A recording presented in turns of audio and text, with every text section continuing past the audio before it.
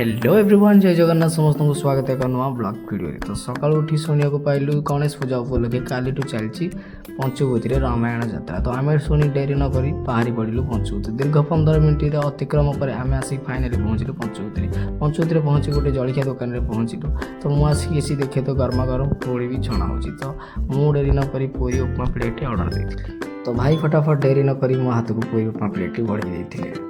एपटे नरेश भाई भी पूरी इडली प्लेट नहीं पलि आसते। तो दुहे आनंद बस पेट पूजा आरंभ कलु। आरंभ करू देखिलु तो ये मुर्गन भाई भी ब्रेकफास्ट कर। तो खाली मुर्गन भाई नहीं पुष्पा भाई तक सहित आसली ब्रेकफास्ट कर। जो फटाफट कम सारी आम बाहरी पड़ू यात्रा पड़िया को। तो फाइनाली आसी यात्रा पड़िया पहुँची। यात्रा पड़िया देखे तो रामायण किटा ये दृश्य देखिल। तो यहाँ कौ दृश्य रामायण कमेंट निहाती भाव कह। तो यात्रा देखा सारी आम बाहरी पड़ू आम गाँव को। तो गाँव को जीवा पूर्व नजारा किसी यही टाइप था। तो फाइनाली आसी गाँव में पहुँची गलु। वीडियो भल लगी फॉलो सब्सक्राइब निश्चय करेंगे। रही राधे राधे जय जगन्नाथ।